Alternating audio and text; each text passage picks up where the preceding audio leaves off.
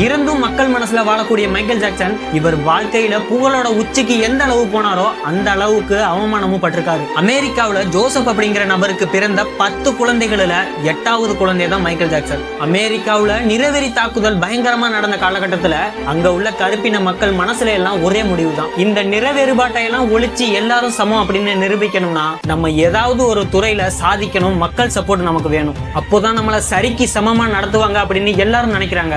அதுவும் மற்ற துறைகளை விட இசைத்துறையில கருப்பின மக்கள் ஈஸியா கால் பதிக்க முடியும் அப்படிங்கறதால சுதந்திர பாடல்களை பாடி உரிமையை மீட்கணும் அப்படிங்கிறதுக்காக மைக்கேல் ஜாக்சனோட அப்பா தன்னோட 5 குழந்தைகளை வச்சு ஜாக்சன் 5 அப்படிங்கிற இசைக்குழுவை ஆரம்பிக்கிறாரு. அந்த குழந்தைகளுக்கு ஓய்வு அப்படிங்கறதே கிடையாதான். எப்படின்னா நைட்டு 2 மணிக்கு அவங்க அப்பா அவங்களை எழுப்பி விட்டு ஆடு பாடு அப்படின்னு சொன்னாலும் ஆடணுமா பாடணுமா, இல்லைன்னா பெல்ட்டால அடி விழுமா. இந்த கருப்பின வேறுபாடு எங்களை பாதிக்க கூடாது அப்படிங்கிறதுக்காக தான் எங்க அப்பா எங்களை கண்டிப்பா வளர்த்தாரு அப்படின்னு மைக்கேல் ஜாக்சனே சொல்லியிருக்காரு. கச்சேரிகள் நடக்க நடக்க ஜாக்சன் 5 அப்படிங்கிற குழு மக்கள் மத்தியில பிரபலம் அடையுது. அதுலயும் அந்த குழுவுல குட்டி பையனான மைக்கேல் ஜாக்சன் பயங்கரமா பிரபலம் அடைகிறாரு. மக்கள் ஆதரவும் பெருகுது. அதுக்கப்புறம் மைக்கேல் ஜாக்சன் தனியா ஆல்பம் தயாரிச்சு வெளியிடுறாரு. பயங்கரமா ஹிட்டும் ஆகுது. படிப்படியா முன்னேறி பாப் இசையின் அரசன் அப்படிங்கிற உச்சத்துக்கு போறாரு மைக்கேல் ஜாக்சன். ஃபுல் வீடியோக்கு மறக்காம கீழே உள்ள லிங்கை கிளிக் பண்ணுங்க.